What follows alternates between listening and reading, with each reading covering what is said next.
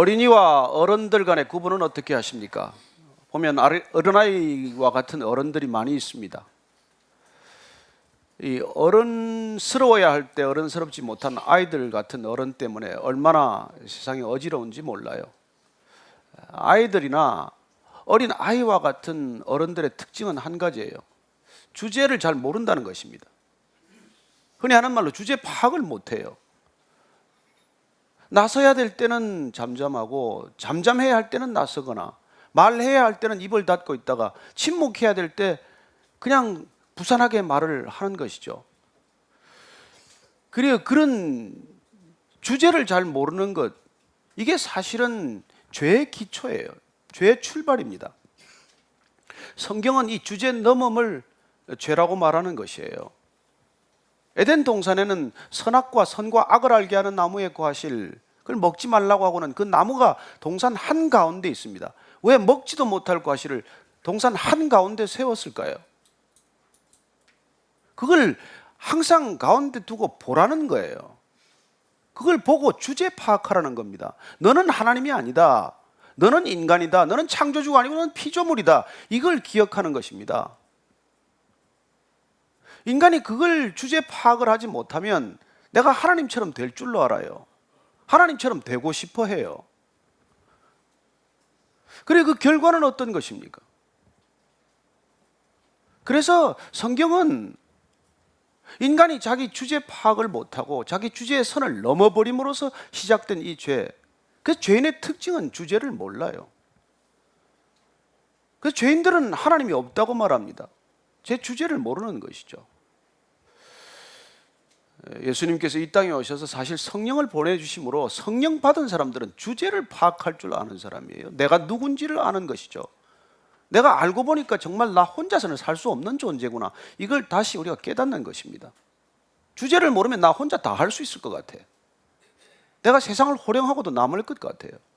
그러나 내가 누군지를 알고 인간이 누군지를 알고 하나님 앞에 서 보면, 그러면 인간은 결코 홀로 살 수 없는 존재라는 것, 혼자서 무슨 일이든 할 수 없는 존재라는 것을 알게 되는 것이죠. 우리는 왜 성령을 예수님께서 보내주셨습니까? 그게 와야, 그분이 오셔야, 성령이 와야 내 주제를 알게 되고 내가 누구인지를 알아야, 나 혼자 무슨 일이든 제대로 할 수 있는 일이 없다는 걸 알아야 우리는 하나님을 기억하고 날마다 하나님께 달려가고 하나님께 우리의 존재를 맡겨드리는 그런 신앙의 여정이 제대로 시작이 되는 것이죠. 오늘 이 에베소 성도를 향해서 보낸 편지의 말미 부분에 그런 우리가 왜 성령을 의지해야 하고 우리가 왜 성령으로 바뀌는 이 영적 전장터와 같은 이 세상의 실상을 우리가 견뎌낼 수 있을지를 알려주고 있는 것이죠. 혼자서 여러분 이 세상 살 수 있습니까? 그래서 오늘 이 10절 말씀, 11절 말씀을 다시 한번 읽음으로 한번 자세히 오늘 성령 충만의 삶을 들여다보게 되기를 바랍니다. 같이 읽습니다. 시작. 끝으로 너희가 주 안에서와 그 힘의 능력으로 강건하여지고 마귀의 간계를 능히 대적하기 위하여 하나님의 전신갑주를 입으라. 너희가 주 안에서 우리는 하나님의 힘으로 강건해져야 한다는 것입니다. 세상은 하나님을 부인하면 나 혼자 힘으로 강건해져야 되고 내 혼자서 감당해야 되고 내가 강해져야 돼요. 그래서 내 힘으로 강해지고자 하는 이 세상에서는 반드시 충돌하게 마련인 것이죠. 하나님의 힘을 의지하여 하나님의 힘으로 강건해지는 것, 그게 크리스찬의 삶이에요. 그래서 크리스찬이 하나님의 힘으로 강해질 수 있도록 우리 주님께서는 약속하신 성령을 보내주셨어요. 너희들이 세상 끝날까지 이르러 증인이 되라. 너희는 가서 모든 족속으로 제자를 삼아라. 아버지와 아들과 성령의 이름으로 세례를 주고 내가 내게 분부한 모든 것을 가르쳐 지키게 해라. 너 혼자 가라고 하지 않습니다. 볼지어다 세상 끝날까지 내가 너희와 항상 함께 할 것이라고 약속했기 때문에 함께 할 수 있는 성령, 보혜사 성령을 우리에게 보내주신 것이죠. 그래서 그 보혜사 성령이 우리한테 오면 우리는 비로소 증인된 삶을 사는 것이고 갈 수 없는 곳을 향해 가는 것이고 고난이 있다가 하더라도 두려워하지 않고 그것을 향해 내닫는 삶이 시작이 되는 것입니다. 왜냐하면 우리는 이 세상의 실상을 깊이 들여다보면 보이는 게 전부가 아니거든요. 이곳은 영적 전장터예요. 우리는 일반적으로 성도라고 부르지만은 특별한 호칭은 제자요, 실제적인 호칭은 군사의 부름을 받은 사람들입니다. 그래서 사실 교회가 진실을 처음부터 얘기해 줘야 돼요. 크리스천의 진실은 징집 영장을 받은 사람들입니다. 우리는 징집 영장을 다 받고는 우리가 일정 훈련을 거치면은 자대 배치를, 어떤 부대의 배치를 받는 거예요. 부대 배치 받게 되면 그곳에서 전투 임무를 수행해야 되는 사람들입니다. 아니 뭐 전쟁은 하나님께 속한 것이라면서요. 맞습니다. 전쟁은 하나님께 속한 것입니다. 그러나 우리가 군사로 부름받았기 때문에 각자 자기가 맞아야 할 전투가 있다는 것입니다. 우리가 그 치러내야 할 전투가 있기 때문에 성령 하나님께서 오셔서 우리를 어떻게 보면 훈련 조교처럼 전투 능력을 갖추도록 하는 것이죠. 어떻게 전투할 것인가? 어떻게 무장을 할 것인가? 어떻게 완전 군장을 하고 주어진 자리에서 전투를 치러낼 것인가? 저는 여러분들이 세상 속에서 날마다 전투를 치른다는 것을 잘 알고 있습니다. 우리가 살아가는 세상이 녹록한 세상이 아니죠. 날마다 힘겨운 전쟁을 벌이는 전쟁터입니다. 놀이터가 아니에요. 놀러 나갑니까? 아니요. 그게 피투성이가 되는 곳이에요. 그래서 우리는 그렇게 성령 충만해야 되기 때문에 오늘 사도 바울은 전신 갑주를 입으라고 표현했지만 사실은 그 당시에 군인들이 전신 무장, 완전 군장을 할 때 전신 갑주를 입으라고 표현했던 이 표현을 빌어서 성령 충만하라, 그 말씀을 사실 하고 싶은 것이죠. 어떻게 성령 충만해야 할 것인가? 어떻게 하는 것이 성령 충만인가? 그걸 오늘 이 우리가 읽은 본문 말씀은 세미하게 우리에게 알려주고 있는 것이죠. 여러분, 하나님도 보이지 않아요. 성령도 눈에 안 보입니다. 악한 영들도 눈에 보이지 않아요. 마귀나 사탄도 눈에 보이지 않습니다. 눈에 보이지 않는 전쟁터에 나가서 누구랑 어떻게 싸울 것입니까? 왜 우리에게 성령을 보내주셨습니까? 그분이 오셔야 우리는 보이지 않는 실체를 자각하게 되고 보이지 않는 존재와 싸울 수 있는 준비가 되기 때문에 첫 번째 준비가 성령이 오셔야 되는 것이죠. 그래야 그분의 힘으로, 하나님의 힘으로 우리는 강해지는 법을 배우게 됩니다. 우리는 하나님을 모르면 내 혼자 힘이 강해져야 되기 때문에 죽을 힘을 다하죠. 그러다가 죽습니다. 뭐 죽을 힘을 다하다가 사는 것 같아도 죽는 길을 가요. 그래서 된 것 같지만은 된 게 없고 이룬 것 같지만은 이룬 것도 없고 나중에 가보면 아무것도 없습니다. 우리는 힘이 강해지려고 어디 조직에 속해보기도 하고 조직 폭력 때는 그 더 큰 조직 폭력에 가보기도 하죠. 여러분, 조직 폭력에 속하면 안전한 것 같아요. 힘이 강해진 것 같아. 그러나 여러분, 두목이 지시하면 그날로 살인하라면 살인해야 되지 않습니까? 빠져나오기가 쉽습니까? 조폭들 의리 있습니다. 감옥 가면은 자녀 교육까지 책임져줘요. 그런 의리가 있다고요. 그러나 여러분, 왜 그렇게 그런 의리를 지킵니까? 무엇 때문에 자녀까지 봐주고 그럽니까? 여러분, 잔칫날 잡아먹으려고 그러는 것이죠. 시골에 가면은 뭐 닭도 키우고 돼지도 키우지만 매일 그 일하는 것도 없는 닭하고 돼지한테 뭐를 그렇게 막 먹입니까? 사료를 왜 날마다 먹입니까? 통통하게 살을 왜 찌웁니까? 걔들 살 찌워서 뭐 관상합니까? 우리가 데리고 놉니까? 아니, 잔칫날 잡아먹으려고 그렇게 살을 찌우는 것이고 갖다 팔아 넘기려고 살을 찌우는 거예요. 여러분, 세상이란 그런 곳입니다. 우리가 그 실상을 알지 못하면 우리 살이 찌면 성공했다고 말해요. 무슨 성공이요 그게? 저는 여러분들이 이 세상에 달려나갈 때 반드시 해야 할 일이 있기 때문에 가십시오. 성공을 향해서 줄다름 쳤다가 그 성공이 실패에 덫이 되는 것을 얼마나 많이 보고 계십니까? 우리가 하나님의 힘으로 강건해지지 않으면 세상을 이기지도 못해요. 우리가 지난 아침에 우리 쭉 느헤미야서를 봤지만은 느헤미야가 정말 포로 생활을 하다가 예루살렘 소식을 들었어요. 성벽이 다 무너졌다. 뭐 거기서 잘 먹고 잘 사는 중이에요. 왕의 술 심부름도 들고 높은 자리에 올라갔습니다. 그러나 내 나라 내 민족이 지금 고난을 겪고 있다. 그 예루살렘 성벽이 다 허물어졌다. 그 얘기를 듣고 눈물로 그렇게 금식하면서 기도합니다. 그리고는 끝내 거기에 총독으로 부임을 받아요. 가서 죽을 일이 시작이 돼요. 아무도 환영하지 않습니다. 무슨 꿈과 비전을 가지고 나가면 누가 환영합니까? 그렇게 어렵게 일이 시작이 돼요. 끝까지 방해 공작에 시달립니다. 끝까지 살해 위협에 시달려요. 산발랏과 도비아라고 하는 사람한테 정말 처음부터 끝까지 시달립니다. 그러나 그는 사람으로 힘을 얻지 않고 하나님께로부터 힘을 얻는 그런 놀라운 능력을 가지고 그 성벽 재건 공사를 끝내게 됩니다. 그는 중간에 또 어떤 살해 위협, 음모 위협에 말려들게 됩니다. 그때 그는 사람의 힘을 얻지 않고 하나님의 힘을 얻고 일어서는 모습을 보게 돼요.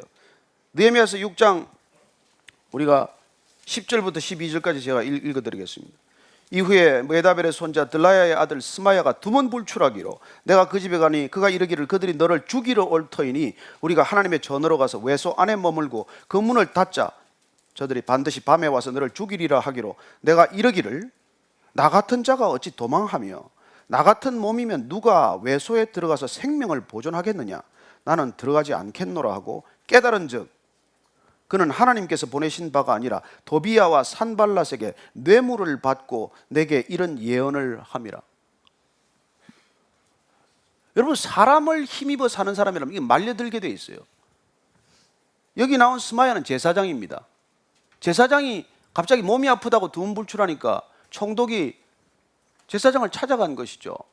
그랬더니 찾아오기를 기다렸던 이 스마야가 하는 소리가 너를 지금 죽이려는 계책이 지금 날마다 저렇게 진행이 되니 내가 이 외소에 들어와라. 외소란 성소를 말합니다. 내소는 지성소고 외소는 성소예요. 거기 외소는 성소는 제사장들만 들어가게 되어 있습니다. 그리고 내소는 지성소는 대제사장만 1년에 한 번 들어가게 되어 있어요. 거기 몸을 피하라고 지금 유혹하는 것입니다. 만약에 느헤미야가 성벽 공사를 하다가 여기 도망가면 어떻게 됩니까? 백성들이 그 리더십을 인정하겠습니까? 따라오겠습니까? 본인이 두려워서 성전 안으로 들어갔다. 그것도 제사장 이외에는 못 들어가는 곳에 숨어들었다. 그 소문이 나가면 그는 성벽 재건 공사 그날로 중단이에요. 근데 그가 이렇게 대답합니다. 나 같은 자가 어찌 도망하며 나 같은 몸이면 누가 외소에 들어가서 생명을 보존하겠느냐. 나는 들어가지 않겠다. 그는 하나님으로 힘을 얻었어요. 이 성벽 재건 공사가 하나님으로부터 비롯된 일이라는 것을 그는 믿었고 하나님께서 끝까지 이 일을 진행하실 것이라는 것을 믿었고 하나님께서 하나님의 능력으로 이 일을 완성하실 것이라는 것을 믿었고 그래서 그는 하나님으로 힘을 얻었기 때문에 인간의 위협과 인간의 협박에도 굴복하지 않았던 것이죠. 여러분, 세상은 여러분들을 협박하는 곳이에요. 그러나 여러분들이 하나님으로 힘을 얻으면 나는 두렵지 않다. 내 생명은 하나님께서 지키신다. 그런 믿음으로 맞설 수 있는 것이죠. 결국 깨닫고 보니까 그 제사장은 산발랏과 도비한테 뇌물을 받고 그를 덫에 가두기 위해서 부른 것이죠. 여러분, 이런 일들이 뭐 세상에 지금은 안 일어납니까? 날마다 안 일어납니까? 그 앞에 에스라 얘기를 보면은 에스라서 보면은요. 에스라서 8장 21절에서 23절까지 제가 읽어드리겠습니다. 그때 내가 아하와 강가에서 금식을 선포하고 우리 하나님 앞에서 스스로 겸비하여 우리와 우리 어린아이와 모든 소유를 위하여 평탄한 길을 그에게 간구하였으니 이는 우리가 전에 왕에게 아뢰기를 우리 하나님의 손은 자기를 찾는 모든 자에게 선을 베푸시고 자기를 배반하는 모든 자에게는 권능과 진노를 내리신다 하였으므로 길에서 적군을 막고 우리를 도울 보병과 마병을 왕에게 구하기를 부끄러워하였습니다. 그러므로 우리가 이를 위하여 금식하며 우리 하나님께 간구하였더니 그의 응낙하심을 입었느니라. 이 에스라가 지금 포로 생활하던 사람이 고레스 칙령에 따라서 이제 전부 포로 석방이 됩니다. 그래서 이제 아닥사스다 왕의 허락을 얻고 전부 다 이제 가는 거죠. 예루살렘으로 돌아가는 것입니다. 에스라가 그들을 이끌고 지금 가야 되는데 막상 떠나려고 보니까 두려움이 엄습한 것이죠. 먼 길입니다. 1000km 넘는 행군이에요. 가다가 이 무장하지도 못한 노예 생활하던 백성들이 무슨 싸움을 했습니까? 전투 능력이 있습니까? 습격을 받으면은 그냥 몰살하게 되어 있어요. 두려움이 갑자기 생긴 것이죠. 왕에게 다시 마병을 좀 청해야 되겠다. 군사로 보호해달라고 요청을 해야 되겠다라는 생각이 들고 두려움이 들었을 때 그게 들었다가 그가 왕 앞에 했던 말을 기억하게 됩니다. 하나님의 손은 자기를 찾는 모든 자에게 선을 베푸시고 자기를 배반하는 모든 자에게는 권능과 진노를 내리신다. 이렇게 말해놓고 나서 앞뒤가 안 맞는 행동을 할 수 없지 않습니까? 하나님이 모든 걸 지켜주신다고 큰 소리 쳐놓고 지금 와서 왕에게 군사를 좀 붙여주십시오. 아무래도 우리가 죽을 것만 같습니다. 이런 얘기를 할 수 없기 때문에 그가 택한 방법은 하나님께로부터 힘을 얻는 방법이에요. 그는 하나님께 힘을 구하면서 금식하기 시작합니다. 모든 백성들과 함께 금식합니다. 그랬더니 결과는 어떻게 되죠? 금식하며 하나님께 간구하였더니, 기도하고 하나님께 전심으로 매달렸더니 그의 응낙하심을 입었더라. 하나님께서 안전하게 지켜주셨다는 것입니다. 저는 여러분들이 하나님께 힘을 얻는 방법에 익숙해지게 되기를 바랍니다. 무슨 일만 되치면 사람을 의지하는 것이 아니라 하나님을 의지하고 하나님께 전심을 의뢰할 때 하나님께서 비로소 응낙하신다는 것을 경험하시게 되기를 바랍니다. 그게 신앙이에요. 그게 이 땅을 살아가는 믿음의 사람들의 태도여야 한다는 것입니다. 그렇게 우리가 성령 충만하면 하나님을 의지하게 돼요. 하나님이 기억나니까. 그러나 여러분들이 성령을 의지하지 않고 성령 충만하지 않으면 무슨 일만 생기면 두려움에 사로잡히게 되고 사람만 자꾸 의지하게 된단 말이에요. 그렇게 우리가 성령으로 충만할 때 우리가 준비하게 되는 모습을 오늘 완전 군장에 비유해서 사도 바울은 차근차근 이렇게 성령 충만한 너희를 준비시킬 것이다, 이걸 지금 가르쳐주고 있는 것이죠. 12절 말씀 읽습니다. 시작. 우리의 씨름은 혈과 육을 상대하는 것이 아니요 통치자들과 권세들과 이 어둠의 세상 주관자들과 하늘에 있는 악의 영들을 상대함이라. 우리의 씨름은 혈과 육이 아니에요. 사람들이 아닙니다. 눈앞에 보이는 얼찡거리는 사람들이 아니에요. 이 사람들 배후에 있는 존재들이라는 것입니다.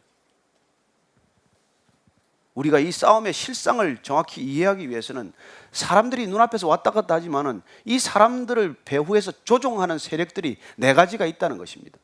하나는 통치자들이에요. 룰러라고 영어 번역, 성경 번역하지만은 힘 있는 자들입니다. 여러분, 각 분야별로 그 분야를 쥐고 흔드는 지배자들이 있습니다. 스포츠계도 지배하는 데가 있고 연예계도 지배하는 게 있고 정계도 마찬가지고 경제계도 마찬가지예요. 쥐고 흔드는 사람들이 있다는 것입니다. 여러분, 그 사람들을 상대해야 된다고 말합니다. 우리가 지금 싸우는 우리의 영적인 싸움의 상대는 말이죠. 그래, 우리는 여러분 깡패도 좀 큰 머리 큰 사람들은 조무래기하고 안 싸웁니다. 늘 두목하고 소위 함께 싸우기를 원하는 것이죠. 거기다 도전장을 내는 것이죠. 저도 두목급이 되는 거고 이기면 지가 다 차지하는 것이니까. 여러분, 롯과 아브라함 간에 종자들끼리 싸움이 붙었어요. 아브라함의 거기 하인들과 롯의 하인들끼리 싸움이 붙어서 시비가 붙었을 때 아브라함이 롯의 종자들과 싸우지 않습니다. 아브라함이 롯을 찾아가요. 그리고 롯에게 말합니다. 내가 좌하면 내가 우할 것이요 내가 우하면 내가 좌하라. 여러분, 문제는 뿌리에서 해결돼야지 가지나 잎에서 해결되지 않습니다. 문제가 났는데 여러분, 뿌리에서부터 올라온 문제인데 그걸 잎 몇 개 딴다고 해결이 됩니까? 뿌리에서 문제가 생긴 것인데 가지에서 몇 개 꺾어낸다고 문제가 해결됩니까? 저는 여러분들이 문제를 해결할 때 문제의 핵심을 바라보기를 바라고, 그리고 그 문제의 핵심에서부터 해결하는 그런 능력의 사람들 되기를 축원합니다. 이게 통치자들을 상대해야 된다는 거예요. 그 다음에 권세들, 오토리티가 있다는 것입니다. 물론 오토리티, 좋은 오토리티가 있어요. 그러나 여기서 권세들이라고 하는 것은 그런 악한 권위를 말합니다. 얼마나 무섭습니까? 얼마나 두렵게 합니까? 여러분, 독재 정권들을 보십시오. 얼마나 악한 권위를 가지고 휘두릅니까? 마음대로죠, 뭐 마음대로.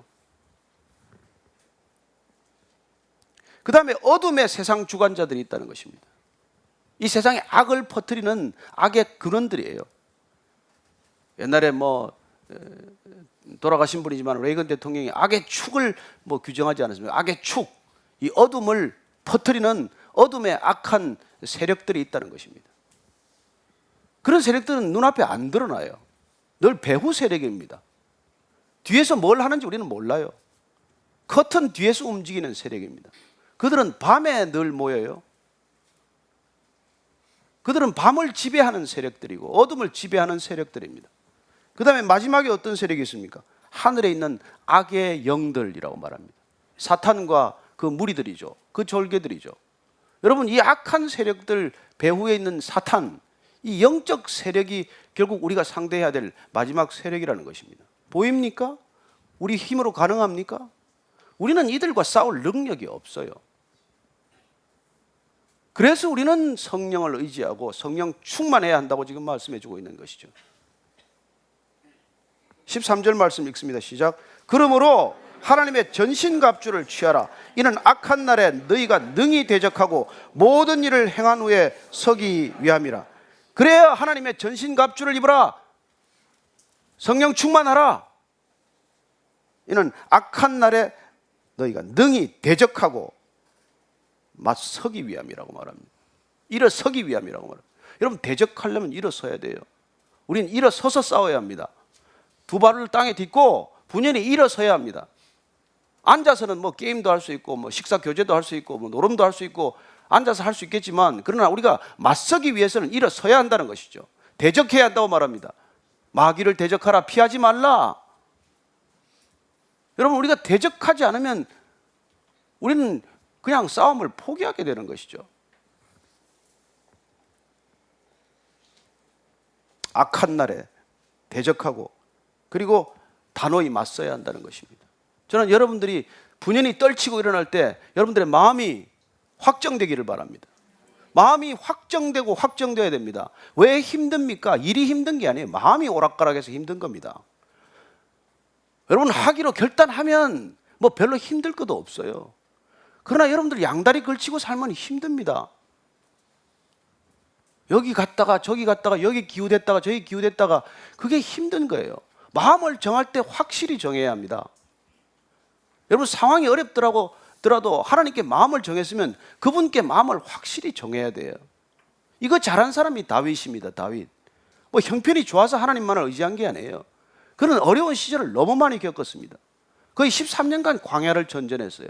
되는 일이 하나도 없던 때입니다. 그러나 그는 마음이 확정되었어요. 시편 57편 7절 말씀 한번 찾아 읽으십시다. 시편 57편 6절 7절 한번 읽어보십시다. 시편 찾으셨으면 여러분, 성경 가지고 다니십시오. 성경 찾을 때 같이 좀 찾으십시오. 멀뚱멀뚱 봐봐야 화면에는 안 나옵니다. 자, 같이 읽습니다. 시작. 그들이 내 걸음을 막으려고 그물을 준비하였으니 내 영혼이 억울하도다. 그들이 내 앞에 웅덩이를 팠으나 자기들이 그 중에 빠졌도다. 하나님이여, 내 마음이 확정되었고 내 마음이 확정되었사오니 내가 노래하고 내가 찬송하리이다. 여러분, 다윗이 지금 억울해요. 그가 잘못한 게 없습니다. 그가 한 일이라고는 다윗을 골리앗을 쓰러뜨린 것밖에 없어요. 사울의 눈 밖에 난 것밖에 없습니다. 너무 억울하고 너무 정말 힘든 상황이에요. 그렇지만은 내 마음이 확정되었고 확정되었사오니 내가 노래하고 내가 찬양하리라고 말합니다. 이걸 지금 왕궁에서 나중에 왕이 되고 나서 지은 게 아니에요. 지금 이 시를 지은 것은 아둘람 동굴에 피신해 있을 때입니다. 억울해서 지금 하소연할 데가 없는 상황이에요.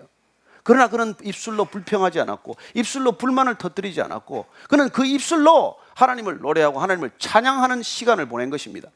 저는 여러분들이 억울한 시간을 겪을 때, 힘든 상황을 겪을 때 불평하지 마십시오. 불만을 털어놓지 마십시오.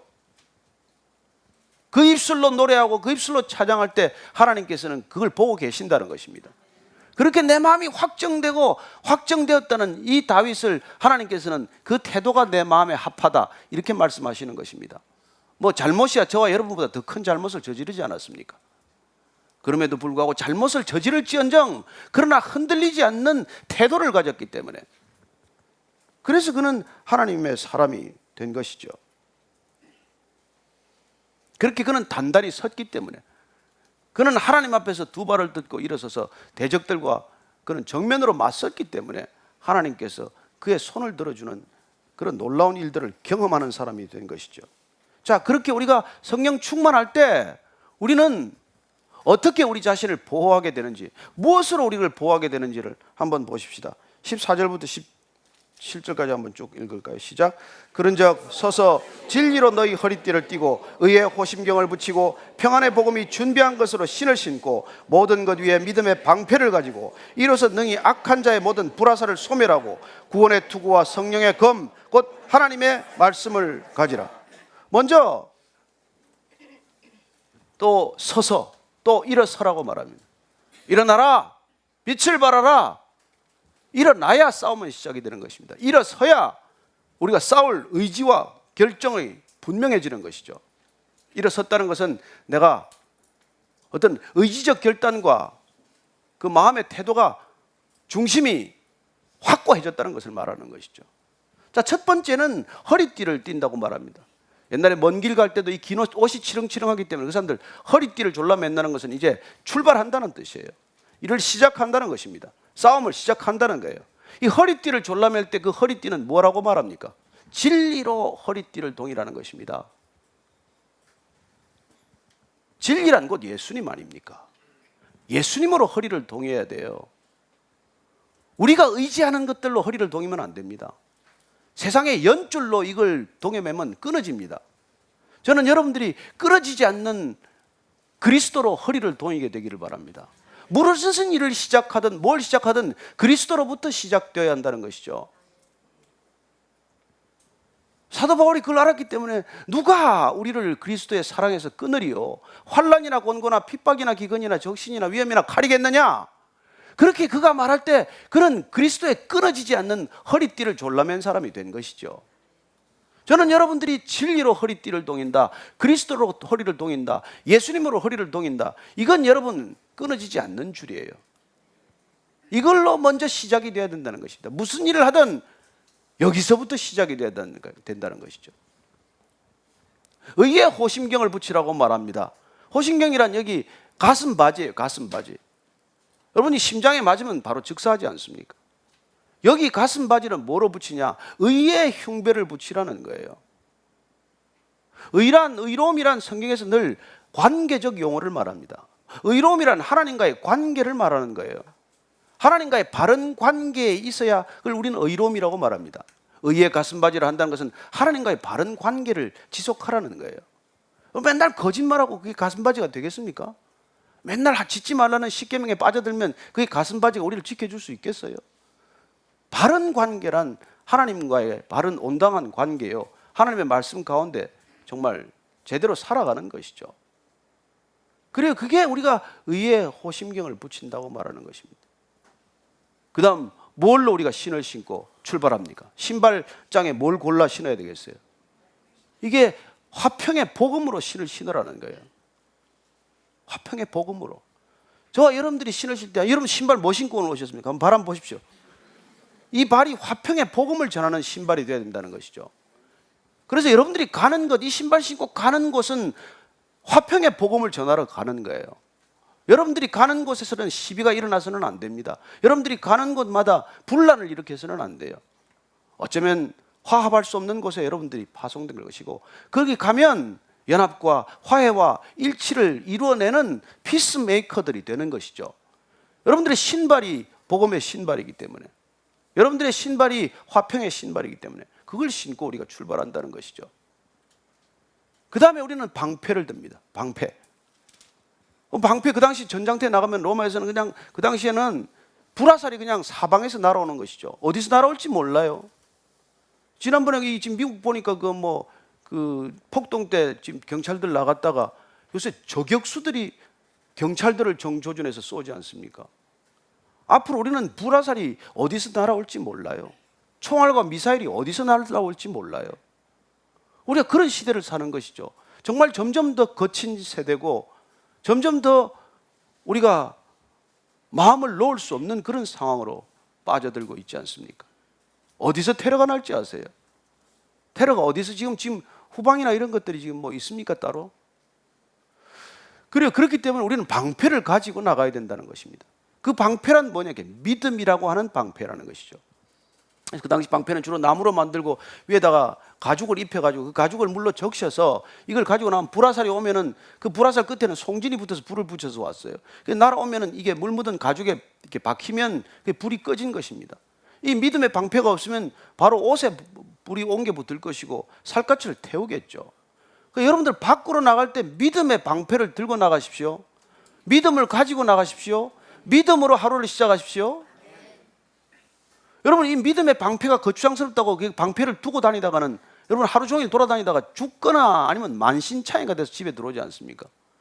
그래도 되게 출근할 때는 멀쩡히 나갔다가 집에 돌아올 때 보면 파김치가 돼서 들어오잖아요. 어떤 사람은 초죽음이 돼서 들어와요. 미생들은 들어오면 바로 쓰러집니다. 저는 여러분들이 아침에 싱싱한 얼굴로 나갔다가 저녁에 들어올 때도 세수하고 싱싱한 얼굴로 돌아오게 되기를 바랍니다. 왜냐하면 집에서 또 전쟁을 한판 치러야 되지 않습니까? 그냥 집에 들어와서 자꾸 쓰러지니까 여러분들 나중에는 그냥말로 사람 취급을 못 받는 거예요. 집에 들어올 때는 또 한 번의 전쟁을 치를 각오로 들어와야 되는 것입니다. 그래요. 믿음의 방패가 이걸 놓으면 이거는 항상 들고 있어야 돼요. 언제 날아올지 모르고 언제 우리는 불화살을 맞을지 모르기 때문에 어디서 날아올지도 모르지 않습니까? 그 다음에 우리는 투구를 쓴다고 말합니다. 여러분 딴 거는 좀 다쳐도 뭐 재생이 되지만 이 머리는 완전히 이건 단번에 끝나는 것 아니에요. 근데 이게 구원의 투구라는 것입니다. 구원의 투구 이건 놓쳐서는 안 된다는 것이죠. 반드시 투구 쓰고 나가야 됩니다. 이건 구원이라고 하는 우리의 믿음의 본질에 관한 부분이에요. 구원이 흔들리면 안 돼요. 구원관이 자꾸 흔들리니까 이게 자꾸 우리가 오락가락하는 것이죠. 내가 구원받았나 10원 받았나 이러고 살면 안 됩니다. 여러분 구원 확실히 받은 걸 여러분들이 그건 어떤 일이 있어도 내가 아버지의 사랑에서 끊어지지 않는 그 확실한 구원 때문에 우리는 넉넉히 이기는 생애가 시작이 되는 것이죠. 자, 이건 전부 다 방어용 무기예요. 네? 그렇지 않습니까? 뭐 허리띠를 매건 무슨 뭐 방패를 들건 투구를 하건 신발을 신건 뭐 호신경을 붙이건 가슴 반지를 붙이건 이건 다 방어란 말이에요. 근데 공격용 무기가 하나 있어요. 뭡니까? 말씀, 성령의 검. 성령께서 우리에게 주시는 검, 그건 곧 말씀이라고 말합니다. 말씀으로 우리는 싸우는 존재가 되는 것이죠. 딴 건 다 우리를 막아주는 것이지만은 우리가 상대방에게 나아갈 때 휘두를 수 있는 건 말씀의 능력밖에 없다는 것이죠. 예수님께서 세례 받으시고 성령에 이끌려 마귀에게 사탄에게 시험 받으러 갑니다. 그 시험은 에덴 동산에서 아담이 실패한 시험이에요. 아담의 후손들이 차례로 다 패배했던 그 전쟁을 치르러 갈 때 말씀 하나 붙들고 갑니다. 그때 사탄도 말씀으로 싸워요. 두 번째 성전에서 뛰어내리라고 말합니다. 그럴 때 뛰어내리면은 내가 시편에 기록된 대로 내 발이 돌에 부딪히지 않을 것이라는 말씀이 있지 않느냐. 그때 예수님께서 뭐라고 말씀하십니까? 너는 시편만 고약하게 인용하는구나. 신명기 말씀은 이런 말씀이 있느니라. 내 여호와 하나님을 시험하지 말라 하였느니라. 저는 여러분들이 이단이 말씀으로 다가온다는 걸 기억하시게 되기를 바랍니다. 그 이단은 자의적으로 아주 의도적으로 성경을 제 멋대로 해석해서 짜 맞춰서 여러분들을 휘두르게 될 것입니다. 그때 여러분들이 말씀이 없기 때문에 그야말로 맞설 능력이 없는 거예요. 여러분들이 말씀을 정말 기억하게 되기를 바라고 말씀을 정말 때를 따라 암송하게 되기를 바라고 저는 여러분들이 말씀이 암송되면 누가 여러분들 툭 쳐도 에이 쌍 이렇게 안 된다는 거예요. 그게 말씀이 없으면 그냥 그대로 눈꼬리가 올라가고 성질이 확 나오지만 말씀 있으면 형제와 사화하거든 나중에 예배도 못 드릴 텐데 싸우지 말고 오늘 예배를 잘 가야지 이런 생각이 들지 않겠어요? 그래서 그 말씀의 능력에 사로잡히는 것 이게 곧 공격 무기이기도 하다는 것이죠. 그리고 이 말씀 안에 여러분들은 모든 것이 있습니다. 바울이 골로새 성도들을 향해서 말합니다. 여기 모든 지혜와 지식과 모든 보화가 다 있다. 그렇게 말씀해 주고 있는 것이죠. 골로새서 2장 3절 읽어드리겠습니다. 그 안에는 지혜와 지식의 모든 보화가 감추어져 있느니라. 여러분 이걸 모르면 우리는 세상과 교회를 매일 왔다 갔다 해요. 여기에 모든 보화가 있다는 걸 안 믿기 때문에 여러분 세상에서 끊임없이 여러분들이 찾게 됩니다. 저는 여러분들이 세상의 지식에 무식하라고 말하지 않습니다. 그러나 그게 전부가 아니에요. 그건 여러분 한정된 것입니다. 지극히 제한된 거예요. 보편적 진리는 성경입니다. 저는 여러분들이 이 안에 감춰진 지식과 감춰진 지혜와 모든 보화를 캐낼 수 있게 되기를 바랍니다. 그러면 여러분 담대해져요. 세상 별것 아닙니다. 별것 아니에요. 자, 하나님의 이 말씀을 우리가 갖게 되면 사실은 우리가 사실 공격하기 전에 싸우기 전에 나 자신에 대해서도 철저히 우리는 준비되는 삶을 살게 됩니다. 왜냐하면 그 말씀이 우리의 내면을 찔러 쪼개기까지 하는 그런 능력의 말씀이기 때문이죠. 히브리서는 그 말씀의 능력을 이렇게 기록하고 있습니다. 우리 히브리서 한번 찾아보십시다.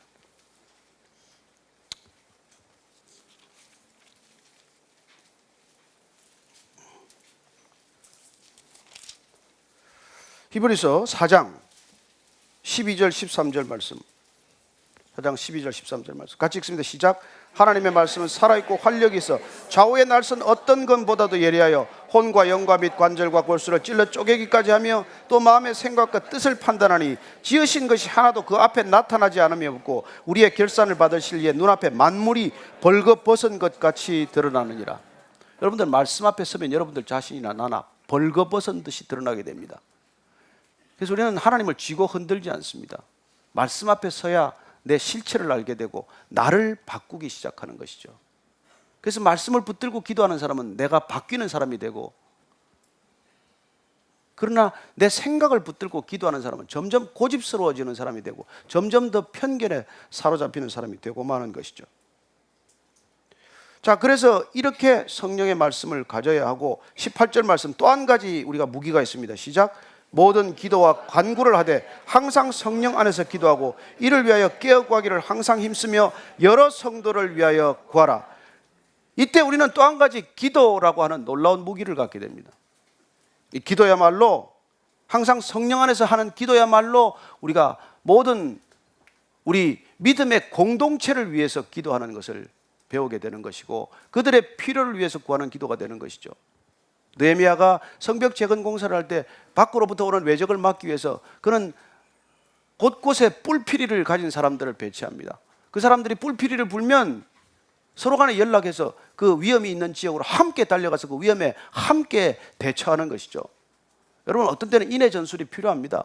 벌떼같이 달려오면 도망가요. 저는 여러분들 우리가 말하는 이 중보기도라는 것이 한 가지 쉽게 말하면 떼기도라는 것을 잊지 마십시오.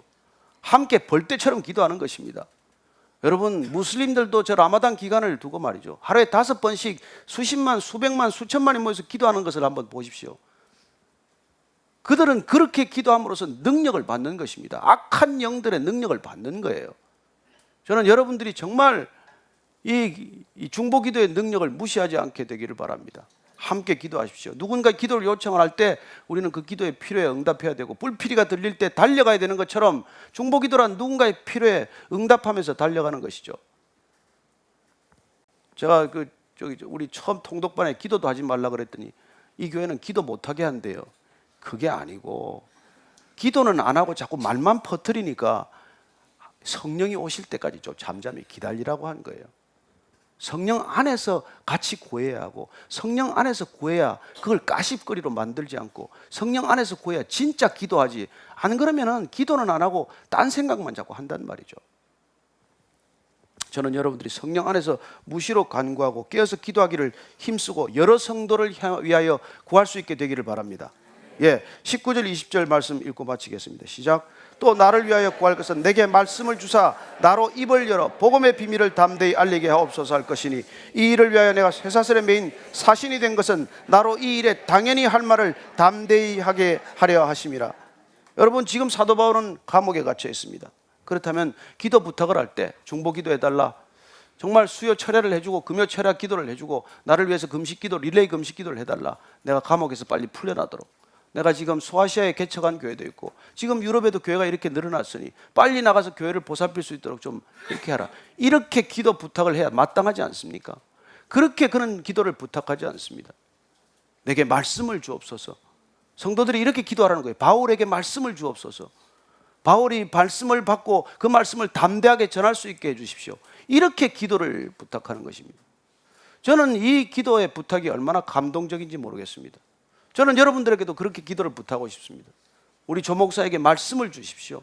말씀을 담대하게 전할 수 있게 해주십시오. 두려워하지 않고 선포하게 해주십시오. 복음을 진실되게 전할 수 있게 해주십시오. 그게 기도 제목이 되어야 된다는 것이죠. 저만의 기도입니까? 아니요, 여러분, 우리 모두에게도 기도예요. 말씀을 주십시오. 제게도 말씀을 주십시오. 그리고 그 말씀이 곧 성령이기 때문입니다. 요한복음 6장 63절은 그렇게 말합니다. 내가 내게 이런 말이 곧 영이고 생명이니라. The words I have spoken to you are the spirit and the life. Spirit and life. 그게 말씀이 말씀. 저는 그 말씀을 여러분들이 받게 되기를 바라고 그 말씀으로 성령 충만하기를 바라고 그 말씀으로 성령 충만해서 세상을 이길 수 있게 되기를 바랍니다. 이게 성령 충만해서 구해야 할 것들이에요. 우리는 세상의 것들을 구하지 않습니다. 그건 하나님께서 약속하셨습니다. 먼저 우리가 구해야 할 것들을 구하고 성령 충만해서 구해야 할 것들을 구할 때 하나님께서는 나머지 필요를 채워주셨다. 우리가 성도들을 위하여 구했더니 내 기도는 하지도 않았는데 하나님께서 들어주셨다. 이런 간증이 저와 여러분들의 간증이 되기를 축원합니다. 우리가 함께 기도할 때 잠시 그런 마음으로 기도하십시다. 한 주간 주님 그렇게 살다가 다시 예배 자리에서 주님을 찬양하게 하여 주옵소서. 하나님, 주님께서 우리에게 주신 놀라운 성령 충만으로 구해야 할 것들 마땅히 구하게 하시고, 하나님 또 이 교회 나오는 성도들 한 사람 한 사람 바람처럼 불처럼 성령이 임하게 하시고 성령 충만하게 하시고, 그리하여 이미 세상을 넉넉히 이긴 사람들 다 되게 하여 주옵소서. 하나님, 우리 베이직교회 성도들 한 사람 한 사람이 그런 믿음의 사람들로 담대히 세상을 이길 수 있도록 축복하여 주옵소서. 한 주간의 삶 그렇게 살다가 예배 자리에서 만나서 서로의 어깨를 토닥여주고 서로의 손을 붙들어주고 서로 이기고 승리한 것을 주님 앞에서 귀한 간증으로 올려드리는 그런 교회가 되게 하여 주옵소서. 하나님 아버지, 우리에게 주신 이 놀라운 성령 충만으로 인하여 감사합니다. 우리가 세상을 넉넉히 이길 것을 믿습니다. 하나님, 주님께서 주신 놀라운 성령 충만으로 우리가 그리스도로 띠를 두르고 우리가 하나님과의 올바른 관계로 가슴바지를 하고, 그리고 우리가 믿음의 방패를 들고, 그리고 우리가 구원의 투구를 쓰고 복음의 신발을 신고 성령의 금 곧 말씀으로 이 세상을 향하여 담대히 나아가게 하옵소서.